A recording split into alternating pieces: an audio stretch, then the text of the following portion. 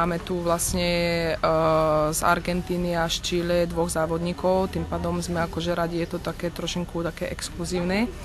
A taktiež máme akože veľmi dobrú spoluprácu a prídu tu určite aj ako silné ako Španieli z Talianska, aj z Francúzska, tým pádom sú to akože závodníci docela silné pozície. Potom o 17. hodine je první zasedání jury. Prídem pozrieť a nenechám si takéto podujatie ujsť. Perfektná atmosféra a tí jazdci, čo nám tu predvedú vlastne, tak to bude perfektné.